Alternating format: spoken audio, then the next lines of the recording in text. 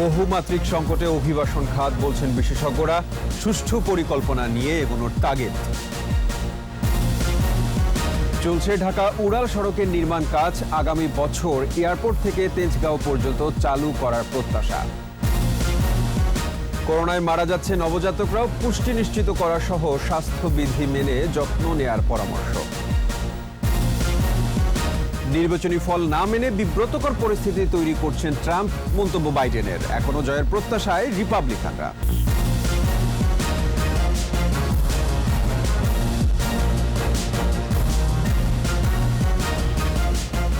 শুনছিলেন first security ইসলামী bank limited সংবাদ শিরোনাম। আমন্ত্রণ জানাচ্ছি সকাল 9টার 21 সংবাদের সাথে আছি আমি সাব্বির আহমেদ। দর্শক, 21 টেলিভিশনের সংবাদ একই সাথে সরাসরি দেখতে পাবেন আমাদের ফেসবুক পেজ www.facebook.com/2124 অনলাইনে। বহুমাত্রিক সংকটের মধ্য দিয়ে যাচ্ছে অভিবাসন খাত, এই অভিমত বিশেষজ্ঞদের। তারা বলছেন এমনিতেই মধ্যপ্রাচ্যের অবস্থা ভালো যাচ্ছিল না, এরপর আবার করোনা মহামারী নতুন সংকটে ফেলে দেয়। বিশ্বের বিভিন্ন অঞ্চলে শুরু হচ্ছে করোনার দ্বিতীয় ঢেউ। এ ধাক্কায় পরিস্থিতি আরও বদল হওয়ার শঙ্কা দেখছেন অভিবাসন বিশেষজ্ঞরা। এ অবস্থায় সম্ভাব্য সংকট বিবেচনায় সুষ্ঠু পরিকল্পনা নিয়ে এগোনোর পরামর্শ দিচ্ছেন তারা। রিপোর্টে আরও জানাচ্ছেন মোহাম্মদ নুরুন নবী। বাংলাদেশের জন্য সবচেয়ে বড় শ্রমবাজার মধ্যপ্রাচ্য। বিএমইটির তথ্য অনুসারে প্রবাসী শ্রমিকদের 76.93% সৌদি আরব, সংযুক্ত আরব আমিরাত, কুয়েত, ওমান, কাতার, বাহরাইনে কাজ করছে। মহামারীর দুঃসময়ে দেশে ফিরে নানান জটিলতার মুখোমুখি প্রবাসী শ্রমিকরা। প্রবাসী কল্যাণ মন্ত্রণালয়ের পরিসংখ্যান বলছে 2.09 লাখ প্রবাসী শ্রমিক করোনাকালে দেশে ফিরেছে। এর মধ্যে নারী শ্রমিক 22,936 জন। এ অবস্থায় গত সেপ্টেম্বরে নতুন সংকটের মুখোমুখি হতে হয় শ্রমিকদের। বিমান চলাচল বন্ধ আর স্বয়ংক্রিয় ভিসা নবায়ন বন্ধ থাকায় দুর্ভোগ পোহাতে হয় তাদের। নামতে হয়েছে রাজপথেও। অল্প সময়ে করোনা টেস্ট ও সনদ নেওয়া, উচ্চ ফি, ভিসা পেতে নির্দিষ্ট এজেন্সি ঠিক করে দেওয়া সহ নানান হয়রানিও ছিল তাদের সঙ্গী। যারা দেশে এসেছিল ফিরে যাবার কৌশল আগে কেন ঠিক করা হলো না, এ প্রশ্ন অভিবাসন বিশেষজ্ঞদের। যারা নতুন করে ভিসা পেয়েছেন, যেতে পারছেন না, এবং যারা এখানে এসে আটকে পড়েছেন, তারা নানান রকম ঝামেলার মধ্যে তারা পড়েছেন, এবং সবগুলোই কিন্তু বোধহয় নিরসন করা না গেলেও অ্যাটলিস্ট ভোগান্তিটা কিছু হলো কমানো যেত। তারা যে আবার ওই দেশে যারা যাবেন এবং তার জন্য যে আগাম প্রস্তুতি, নেগোসিয়েশনস, সেটা যে সুষ্ঠুভাবে যে সেটার প্রমাণ আমরা পাচ্ছি, কারণ আলটিমেটলি ভজঘট পুরোটা একটা লেগে আছে। বিশেষজ্ঞরা বলছেন পরিকল্পনা ও সমন্বয়ের অভাবেই অভিবাসন সংকট ঘনীভূত হচ্ছে। এখানে যারা আছেন তাদের পুনরায় কাজের যোগদানের ব্যবস্থা করে, এবং যারা ছুটিতে আটকা পড়েছে তাদেরকে কিভাবে এখানে প্রেরণ করা যায় সেই ব্যাপারে অবশ্যই কূটনৈতিক তৎপরতা অব্যাহত থাকা উচিত। বৈদেশিক কর্মসংস্থান বন্ধ, যারা আছে তারাও সংকটে আছে, আবার ফেরত আসতে হচ্ছে, যার ফলশ্রুতিতে কিন্তু আমাদের অভিবাসন খাতটা সংকটে পড়েছে। এবং আগামী সেকেন্ড ওয়েভ যেটা আমরা শুনছি শীতে আসবে, এই যে আমি মনে করছি না যে আগামী বছরের জুলাইয়ের আগে বৈদেশিক কর্মসংস্থান পরিস্থিতি খুব একটা স্বাভাবিক হবে। করোনা পরবর্তী অর্থনৈতিক চ্যালেঞ্জে অনেক প্রবাসী কর্মস্থলে ফিরতে না পারার শঙ্কার মধ্যে নতুন শ্রমবাজার খোঁজার পরামর্শ বিশেষজ্ঞদের। ইউরোপের অনেক দেশ তারা আমাদের কেয়ার গিভার চাইছে, এগ্রিকালচার শ্রমিক চাইছে। আপনার রাশিয়ার আশেপাশে কিছু দেশ, রাশিয়া, উজবেকিস্তান, সেই দিকে জাপান আমাদের জন্য একটা বড় সম্ভাবনা জায়গা হতে পারে। আমাদের নারী কর্মীরা সৌদি আরব নাকি যদি আমরা হংকং এর মতো দেশ বা কেয়ার গিভার তৈরি করে পাঠাতে পারি। কর্মী পাঠাতে চুক্তি আছে 173টি দেশের সাথে। এর মধ্যে 160টি দেশে কাজ করছে বাংলাদেশের শ্রমিকরা। মোহাম্মদ নুরুন নবী, 21 টেলিভিশন, ঢাকা। করোনার বিরূপ প্রভাব কাটিয়ে জোরে সোরে শুরু হয়েছে ঢাকা এলিভেটেড এক্সপ্রেস ওয়ে বা উড়াল সড়কের নির্মাণ কাজ। কর্তৃপক্ষ জানিয়েছে 2021 ডিসেম্বরে এয়ারপোর্ট থেকে তেজগাঁও পর্যন্ত উড়াল সড়ক চালু করার লক্ষ্য নিয়ে কাজ চলছে। তবে তেজগাঁও থেকে কুতুবখালী পর্যন্ত প্রকল্প বাস্তবায়ন নিয়ে অনিশ্চয়তা আছে বিশেষজ্ঞদের মধ্যে। ইবনে নূর শাওনের বিশেষ প্রতিবেদন।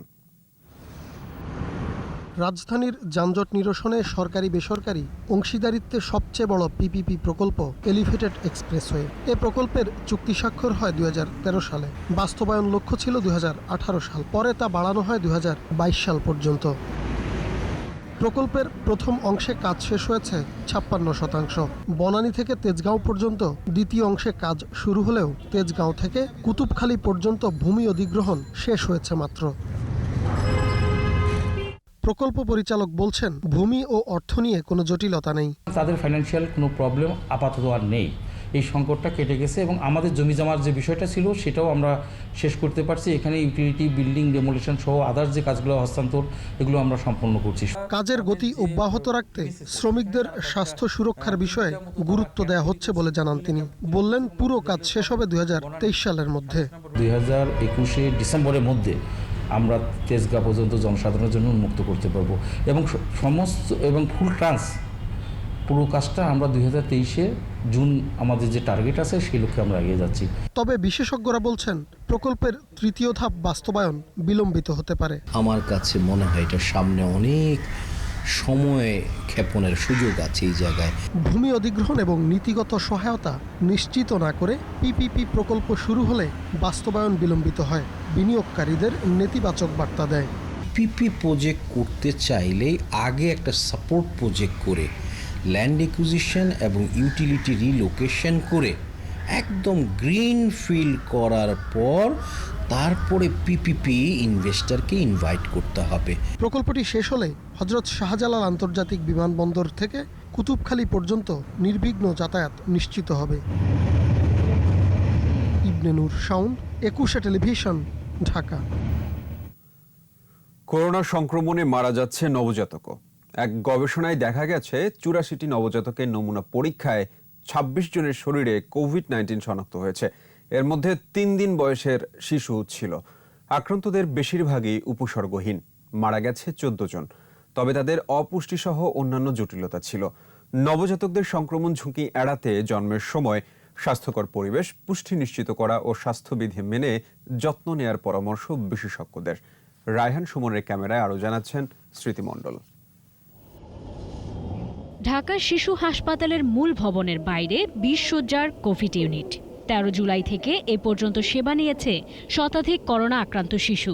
ওর তো এখানে শিশু হসপিটালে করোনায় ধরা হয়েছে। আমাদের সবারই নেগেটিভ আসছে, বাট আমার ছেলেটার পজিটিভ আসছে। আমার মেয়ে হচ্ছে 3 তারিখে থেকে ও রক্ত করতেছে, পায়খানা করতেছে। পরে বললাম যে তাহলে হসপিটালে নিয়ে আসি। নারায়ণগঞ্জ থেকে আসা নিউমোনিয়ায় আক্রান্ত এক শিশুর করোনা শনাক্ত হয় 17 এপ্রিল। এরপর যৌথ গবেষণা শুরু করে চাইল্ড হেলথ রিসার্চ ফাউন্ডেশন ও ঢাকা শিশু হাসপাতাল। গবেষণায় দেখা যায় 0 থেকে 28 দিন বয়সী 84টি নবজাতকের নমুনা পরীক্ষায় 26 জনের শরীরে করোনা ভাইরাসের অস্তিত্ব পাওয়া গেছে। এর মধ্যে মারা গেছে 14 শিশু। উপসর্গটা পাই কিন্তু হয়তোবা পরে, কিন্তু ভাইরাসটা কিন্তু আসে তার আগে। সুতরাং ওই 3 দিনে যখন আমরা ভাইরাস পেয়েছি তখন তার উপসর্গ থাকবে না, কিন্তু উপসর্গটা আস্তে আস্তে হবে। নবজাতকদের সুরক্ষায় নিরাপদ জন্মস্থান ও স্বাস্থ্যকর পরিবেশে বেড়ে ওঠা নিশ্চিত করার পরামর্শ দিচ্ছেন গবেষকরা। যেখানে ডেলিভারি হবে সেটা ক্লিন থাকবে। যিনারা সাহায্য করছেন অন্যরা, তাদেরও মাস্ক পরেই আমরা এই কাজটা করব, যাতে করে আমরা কোনোভাবে অন্য কারো থেকে কেউ আক্রান্ত না হয়। একটা শিশুকে মাস্ক পরানোটা কিন্তু একটু কঠিন, সে তো আর কিছু বুঝবে না, তাকে রক্ষা করাটাই মুশকিল। সুতরাং আমাদেরকেই সমস্ত সাবধানতা অবলম্বন করতে হবে। সংক্রমণ শুরুর পর থেকে অক্টোবর পর্যন্ত ঢাকা শিশু হাসপাতালের বহির্বিভাগের 533 শিশুর করোনা পরীক্ষায় শনাক্ত হয় 110 জন। ভর্তি 2382 শিশুর মধ্যে আক্রান্ত হয় 307 জন। এর মধ্যে 0 থেকে 1 মাস বয়সী 43 জন। সবচেয়ে বেশি রোগী ঢাকার 122 জন। জরুরি অস্ত্রোপচারের জন্য সার্জারি বিভাগে ভর্তি 61 শিশুর করোনা শনাক্ত হয়, যাদের কোনো উপসর্গ ছিল না। অনেক বাচ্চা এনভায়রনমেন্টও আছে বা হসপিটালও আছে যারা মানে অ্যাসিমটোমেটিক অর্থাৎ উপসর্গবিহীন, তারা কিন্তু কন্টামিনেশন করে যাচ্ছেন। সো ওনাদেরকে, এই বাচ্চাগুলোকে শনাক্ত করে আইসোলেট করাটা জরুরি। অপুষ্টিকর বাচ্চারাই বেশি আক্রান্ত হচ্ছেন। আরও গবেষণার জন্য আক্রান্ত 26 নবজাতকের করোনা ভাইরাসের জিনোম সিকোয়েন্স করা হয়েছে। স্মৃতি মণ্ডল, 21 টেলিভিশন, ঢাকা। নির্বাচনী ফলাফল না মেনে ট্রাম্প বিব্রতকর পরিস্থিতি তৈরি করছেন বলে মন্তব্য করেছেন জো বাইডেন। এছাড়া বিদায়ী ও আসন্ন প্রশাসনের মধ্যে সমন্বয়ের কাজের অগ্রগতি না হওয়ায় দুঃখ প্রকাশ করেন তিনি। এদিকে এখনও জয়ের আশাবাদ জানিয়ে আইনি লড়াই শুরু করার ঘোষণা দিয়েছেন ডোনাল্ড ট্রাম্প। আরও জানাচ্ছেন আজহারুল ইসলাম। জো বাইডেন যুক্তরাষ্ট্রের ৪৬তম প্রেসিডেন্ট নির্বাচিত হলেও বর্তমান প্রেসিডেন্ট ট্রাম্প এখনও হার মেনে না নেওয়ায় ক্ষমতা গ্রহণের প্রক্রিয়া শুরু হয়নি। বিষয়টিকে বেশ বিব্রতকর বলে মন্তব্য করেছেন জো বাইডেন। এক বিবৃতিতে বাইডেন বলেন, যুক্তরাষ্ট্রের ক্ষমতা বদলের বিষয়টি কোনো কিছুর মাধ্যমেই ঠেকানো যাবে না। প্রেসিডেন্ট ট্রাম্পের মামলাও এক্ষেত্রে টিকবে না বলে মনে করেন বাইডেন। পাশাপাশি জো বাইডেনের প্রচারণা শিবির বলছে তাদের বিজয় পরিষ্কার, ফলে এখানে বিলম্ব বা কালক্ষেপণ করার কোনো সুযোগ নেই। আর জো বাইডেনের এ বিজয় কোনোভাবেই মেনে নিতে পারছেন না ট্রাম্প ও তার নির্বাচন শিবির। এক টুইট বার্তায় এখনও জয়ের আশা প্রকাশ করেছেন ট্রাম্প। সরকারিভাবে এই নির্বাচনের ফলাফল এখনও ঘোষণা করা হয়নি, তাই নির্বাচনে ২১৪ ইলেকটোরাল ভোট পাওয়া ট্রাম্প সুপ্রিম কোর্টে যাবেন বলে আগেই ঘোষণা দিয়ে রেখেছেন। আজহারুল ইসলাম, ২১ টেলিভিশন। দর্শক, স্বাস্থ্যবিধি মেনে চলুন, সুস্থ থাকুন। নিচ্ছি বিরতি, যখন ফিরছি তখন অন্যান্য খবরের সঙ্গে আরও থাকবে। খাগড়াছড়ির রামগড়ে ফেনী নদীতে নির্মাণ করা হচ্ছে বাংলাদেশ ভারত মৈত্রী সেতু, বাড়বে বাণিজ্য সুবিধা। টেকনাফের নাফ নদী থেকে নৌকা সহ ৯ বাংলাদেশি জেলেকে ধরে নিয়ে গেছে বিজিবির সদস্যরা। স্থানীয়রা জানান, মঙ্গলবার নাফ নদীর মোহনায় নৌকা সহ জেলেরা মাছ ধরতে যায়। এ সময় ইঞ্জিন বিকল হলে সাগরের মোহনায় নৌকাটি ভাসতে থাকে। বিকেলের দিকে বিজিপির সদস্যরা নৌকা সহ জেলেদের ধরে মিয়ানমারের হাসুরাতা সীমান্ত চৌকিতে নিয়ে যায়। টেকনাফ ২ নম্বর বিজিবি অধিনায়ক লেফটেন্যান্ট কর্নেল মোহাম্মদ ফয়সাল হাসান খান জানিয়েছেন, জেলেদের ফেরত চেয়ে মিয়ানমারের সীমান্তরক্ষী বাহিনীর সঙ্গে যোগাযোগ করা হচ্ছে।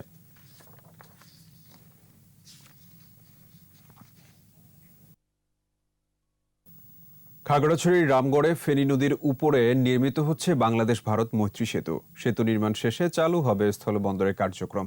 এই বন্দর আঞ্চলিক বাণিজ্যের নতুন দুয়ার খুলে দেবে বলে মনে করছেন ব্যবসায়ীরা। বিপ্লব মজুমদারের ক্যামেরায় রিপোর্ট করছেন হাসান ফেরদৌস। ২০১৫ সালের ৬ জুন বাংলাদেশের রামগড় এবং ভারতের ত্রিপুরা রাজ্যের সাব্রুম সীমান্তে ফেনী নদীর উপর নির্মাণাধীন মৈত্রী সেতুর ফলক উন্মোচন করেন বাংলাদেশের প্রধানমন্ত্রী শেখ হাসিনা এবং ভারতের প্রধানমন্ত্রী নরেন্দ্র মোদী। ৪১২ মিটার দীর্ঘ এবং ১৫ মিটার প্রস্থের এই সেতু নির্মাণ কাজ শেষ হয়েছে প্রায় ৯০%।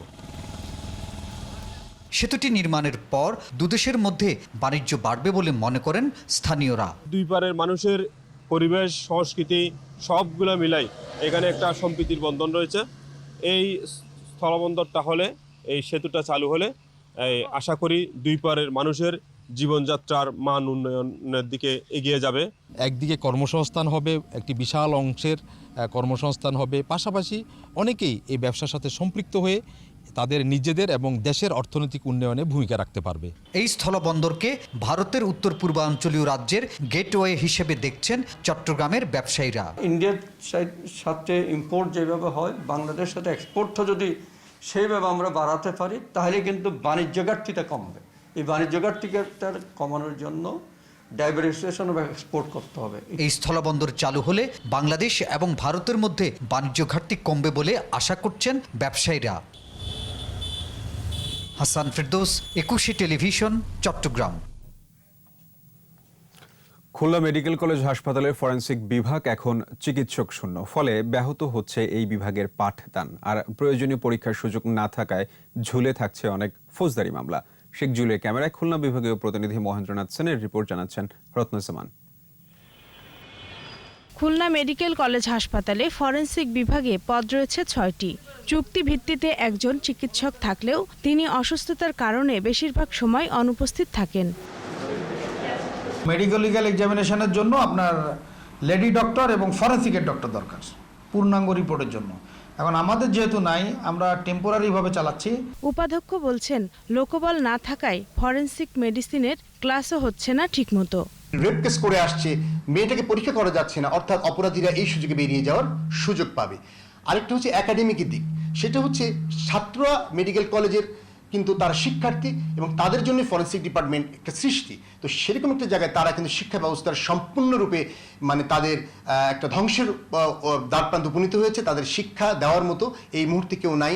এদিকে সময় মতো ফৌজদারি মামলা সংশ্লিষ্ট পরীক্ষা না হওয়ায় বিচার কাজও বাধাগ্রস্ত হচ্ছে। এরা শুধু বলতেছে আইস না কাইল না পশু ডাক্তার নাই। আমার মেডিকেল সার্টিফিকেট না হলে তো আমি বিচার পাচ্ছি না। খুলনা মেডিকেল কলেজ হাসপাতালের ফরেনসিক মেডিসিন বিভাগ ও ওসিসির ল্যাবে দ্রুত বিশেষজ্ঞ চিকিৎসক নিয়োগের দাবি ভুক্তভোগী এবং মেডিকেল কর্তৃপক্ষের। রত্না জামান, 21 টেলিভিশন। স্বাস্থ্যবিধি মেনে চলুন, সুস্থ থাকুন। নিচ্ছি বিরতি, যখন ফিরছি তখন অন্যান্য খবরের সঙ্গে আরো থাকবে। আইপিএল এর ফাইনালে দিল্লিকে হারিয়ে আবারও শিরোপা জিতল মুম্বাই ইন্ডিয়ান্স।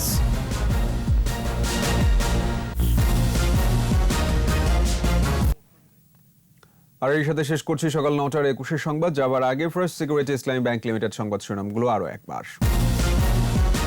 বহুমাত্রিক সংকটে অভিবাসন খাত, বলছেন বিশেষজ্ঞরা, সুষ্ঠু পরিকল্পনা নিয়ে এগোনোর টার্গেট।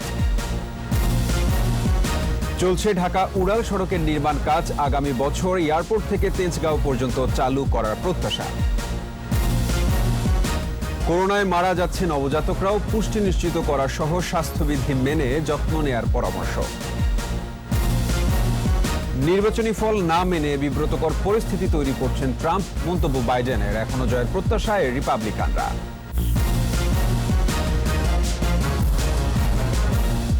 দর্শক, সর্বশেষ খবর জানতে ডায়াল করুন 2021 নম্বরে, আর ভিজিট করুন 21-tv.com এই ওয়েবসাইটে।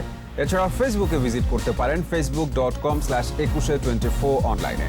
এতক্ষণ সাথে থাকার জন্য সবাইকে ধন্যবাদ। পরবর্তী সংবাদ বেলা 11টায় দেখার আমন্ত্রণ রইল। স্বাস্থ্যবিধি মেনে চলুন, সুস্থ থাকুন, সাথেই থাকুন 21-এর।